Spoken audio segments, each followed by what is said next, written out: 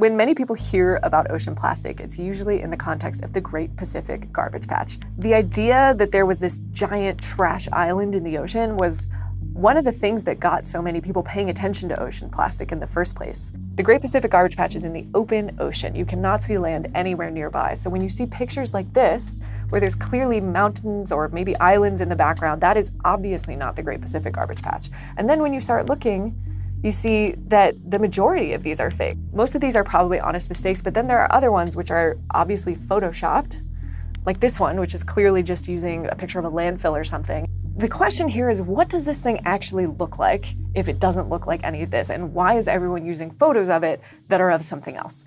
These photos are just one example of all the things we get wrong when we talk about the patch, and about ocean plastic in general. The plastic isn't coming from where you think, we're blaming the wrong people for it, and there are devastating sources of microplastics that hardly anyone is even talking about. I've spent the last few months diving into the research and interviewing experts, and I'm here to tell you that you're being lied to about ocean plastic. So what does it actually look like? Well, in short, news sites and blogs use fake photos because the real thing just isn't that exciting to look at. It's this giant swirling vortex of plastic. It thins out at the edges, it moves every year, and plastic is constantly being added to it. It was talked about as another shame on us kind of thing, and it was assumed that it must be all of our daily household plastic that was in the garbage patch. It's called the Great Pacific Garbage Patch. It's mostly plastic, pooling what we all throw away. Basically, the framing was like, we've all been bad, and now there's this big patch here. A study from 2022 looked at the macroplastics, the stuff bigger than 5 millimeters in the garbage patch, and found that 75 up to 86% of it was from the fishing industry. I think a lot of news coverage probably thought there was no harm in laying on a little bit of guilt about plastic, because we all do buy and use it every day. But guilt-mongering like that can still be dishonest, and making people feel defeated does not help. We've been doing that for a while now, and it has not addressed the plastic pollution crisis. When I first started talking to experts about this, I encountered one thing I really was not expecting. There's actually a debate going on over whether we should clean this thing up at all. Once it is in the ocean, it is connected with marine life, and it's too late to remove it. That's Martin Thiel. He might have a bit of a bold take on this, but he's not alone in thinking that at a certain point, plastic becomes part of the ecosystem. Once we throw away plastic, it's not ours anymore. And other life absolutely colonizes that plastic. Some studies have shown that nearly 100 species can live on plastic and make that plastic their home. And so being careful about how we clean that plastic up is really important to protecting and preserving the ecosystem. More research has actually come out about the garbage patch being teeming with life. And actually that coastal species are hitching a ride all the way to the garbage patch and then thriving there.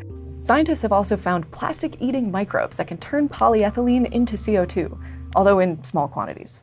That said, it's not a settled question yet. Some plastic leaches toxic chemicals. Some of it gets eaten by animals and contaminates the entire food chain. We don't fully understand the trade-offs between leaving plastic in ecosystems versus taking it out. Anyway, back to those photos. If the pictures we keep seeing are not of the garbage patch, what are they? The two most widely shared images of the patch are this one and this one. A photographer named Caroline Power took those off the coast of Honduras in 2017. So this particular crisis was actually close to land, not far out to sea. In reality, the garbage patch is less polluted than many coastal zones. Which might actually be good news, because researchers also think it's more effective to clean plastic from coastal areas than from garbage patches that are far out to sea. It's actually really interesting that the fervor over ocean plastic, the panic about it, started with the garbage patch, because the garbage patch is kind of this exceptional thing. It's mostly fishing gear, it's far out to sea, it's difficult to clean, and it's really not representative of the ocean plastic problem as a whole.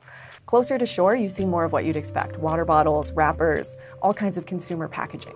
But how it actually gets there is often misrepresented. When you Google how does so much plastic end up in the ocean, the main result you find over and over again is littering. To show you what I mean, here's an educational video from the National Oceanic and Atmospheric Administration. Where does marine debris come from? Marine debris comes from many different sources and enters the ocean in many ways. Intentional littering and dumping are a big cause of marine debris. Sometimes the trash goes directly into the ocean, like when beachgoers don't pick up after themselves. And there are other examples of this all over the internet. So this page, for example, it's called How Does Plastic End Up in the Ocean? And the #1 reason it puts is that we're throwing plastic in the bin when it could be recycled. And #2 is littering.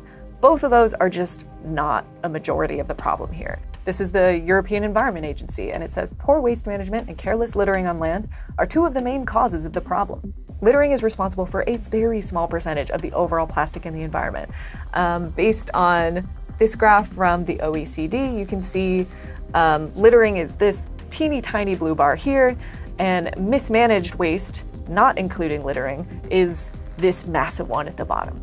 Mismanaged waste includes all the things that end up either in illegal dump sites or burned in the open or in the rivers or oceans or wherever. The focus on littering specifically, it's an easy answer because obviously there's nothing wrong with discouraging people from littering, but it focuses on individual people's bad choices rather than systemic forces that are basically flushing plastic into the ocean every minute. Mismanaged waste includes everything that escapes formal waste systems. So they might end up dumped, they might end up burned, they might end up in the environment.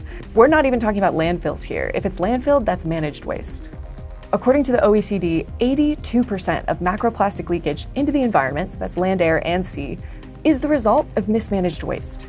Putting so much emphasis on individual choices also takes the pressure off of the companies whose products so often become plastic waste. We know from beach cleanup data that Coca-Cola has been the #1 plastic polluter for 6 years in a row, producing 11% of all the branded plastic pollution found on beaches. And just 56 companies are responsible for half the world's branded plastic pollution.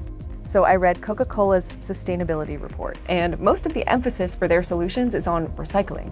So is recycling the key to stopping plastic from getting in the ocean? Spoiler alert, no. But it's more complicated than you might think.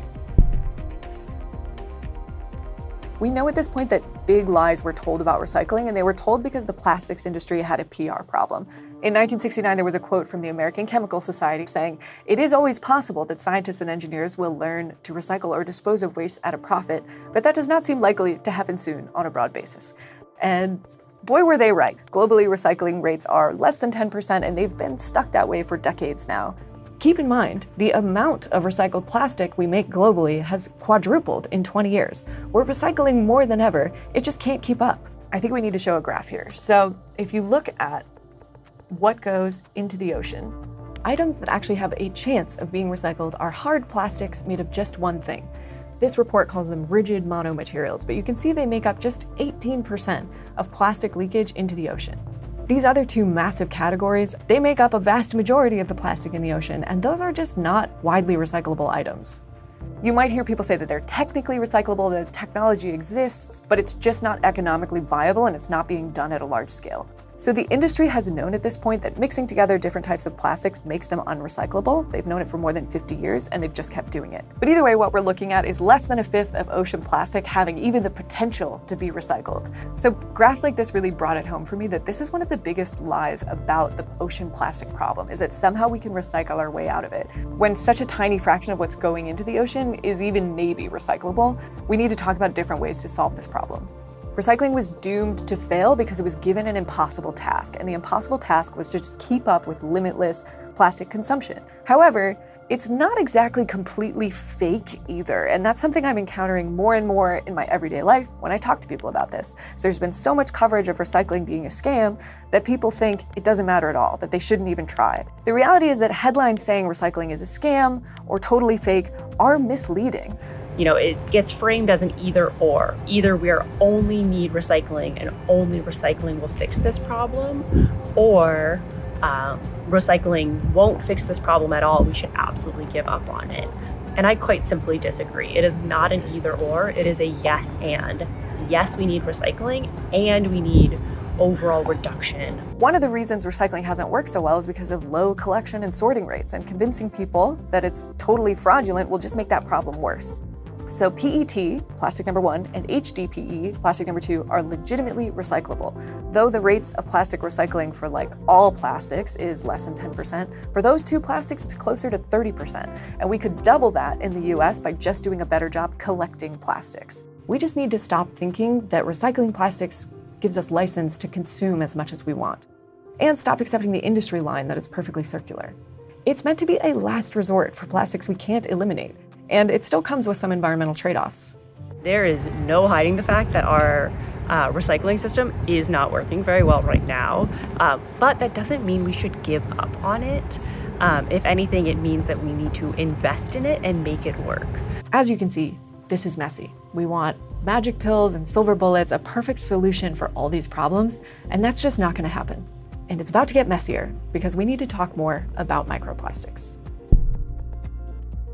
So microplastics are incredibly hard to wrap your head around. You see numbers in the billions and they're measured in terms of particles, and it's sort of impossible to envision what that even means or how bad it is. From Europe, so much microplastic goes into the environment that it's the equivalent of everyone in Europe throwing one grocery bag into the ocean each week. Then in the US, it's triple that number. Though microplastics are 11% of all the plastic that goes into the ocean each year, when you look at just high-income countries, that number goes up to 62%. Scientists keep finding them in new places, and then that makes the news, and now it's in the news cycle so much that it's almost become kind of a meme, with people joking about like microplastics for dinner and whatever you might see. So for a while we were thinking maybe the main problem here was polyester and plastic clothing. But then we started having more data come out about tires. The tires on cars shed microplastics like crazy. Estimates vary, but tires can shed between 10 and 16% of their weight over their lifetime. That means each tire on a car loses a kilogram or 2 pounds of tire dust over its lifetime.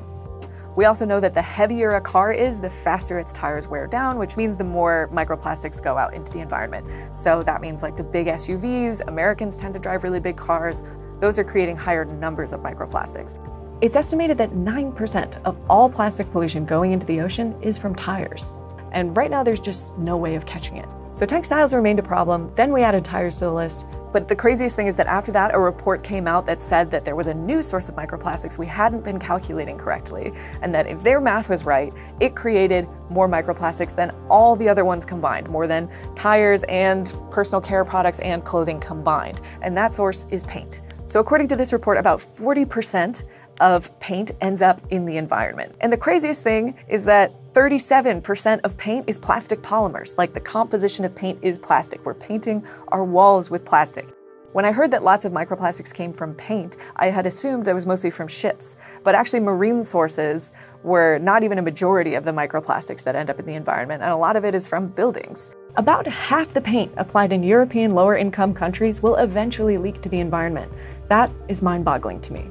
All these things are basically modeled estimates. It's really difficult to measure microplastics, so people end up doing this sort of complex mathematic modeling to figure out how much paint gets shed off of these everyday objects. Even if this estimate is wrong and it's half that or a third of that, paint is still a huge source of microplastics in the environment that's been wildly underestimated. Ultimately, the disconcerting vibe that I get from all of this is that we know there are huge sources of microplastics out there, but we could discover a new one tomorrow that's even bigger. There are also a whole other type of microplastics that come from things already in the ocean breaking apart. A recent study found that the color of the plastic actually makes a big difference in terms of how fast that happens. So red, green, and blue plastics become microplastics much faster than white, silver, or black. Removing pigments from plastic would also make them much easier and more valuable for recyclers.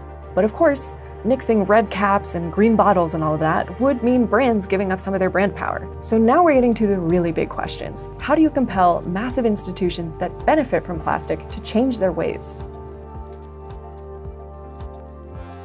Over the years, we've seen both governments and corporations make pledges to reduce their plastic footprints. Over 5 years, there was a 60% increase in these pledges, and in that same time, a 50% increase in plastic pollution. That's nuts, a 50% increase in 5 years? These pledges simply haven't worked. Plastic use is still set to triple by 2060. At this point, it might seem hopeless, but we're actually in a pivotal moment. In 2022, UN member states passed a resolution very ambitiously called End Plastic Pollution. For the past few years, they've been working on a global treaty. I've spoken to independent scientists who are at these negotiations, and they all talk about the same thing: reducing plastic production. This may seem painfully obvious, but we have to go through the data a bit because it's been weirdly controversial for a long time now to say that plastic production leads to more plastic pollution. If you map out plastic production since 1950, and map out the amount of plastic going into the ocean since that time, you get two lines that track each other very closely. And this is true even for individual brands. A 2024 study found that the more product that Coke, Pepsi, Nestle, and other companies made, the more of their branded trash washed up on beaches. Even though making less plastic seems like a really clear answer, this idea is still tearing apart these negotiations. There is a big group of countries supporting the obligations to reduce plastic production, but we also have a very small group of countries that are stalling progress in these obligations. And this small group of countries are the petrostates. People think that we are negotiating a waste treaty, but in reality, we are negotiating the future of fossil fuels. The Center for International Environmental Law, where Daniela works, analyzed the guest list at these talks. They found petrochemical and fossil fuel industry lobbyists outnumbered scientists at these talks, sometimes 3-to-1. These industries are fighting hard because they're counting on plastics for their future growth. The fossil fuel industry is using all types of tactics to intimidate and to harass. So as soon as we landed in Ottawa in April, we started to see billboards all over the city defending plastics. And with kids in a hospital with the masks of plastic for oxygen, which we are clear that we're not targeting this kind of elements with our asks for production reduction. Inside the talks, industry reps don't want to talk about lowering production. They want to talk about recycling and waste management. Of course, recycling is important, and we don't want to say that we don't need recycling. But if we want to make recycling something that actually works, we need to bring production to more sustainable levels. There's no way that recycling is going to keep up with the levels of production that we have today. Every scientist and activist that I've spoken to about this issue wants two things: to reduce plastic production and to simplify the chemicals that go into plastics. There are about 16,000 chemicals used in plastics today, most of which are not regulated by international law. And getting that number lower could not only improve safety, but also make recycling much more effective. I don't know how this is all going to turn out or if plastic production is actually going to go down. But I do know Dow, a chemical company and one of the world's largest suppliers of the polymers that go into single-use plastics, seemingly doesn't have plans to slow down anytime soon. Plastics right now, PNSP, silicones, and coatings, I think we have a pretty good line of sight. Since 2019, we've seen a 20% increase in volumes in plastics. I think plastics is going to continue to see solid volumes, and we've got cost advantage. And the long-term trends for plastics say the growth is going to continue to be there.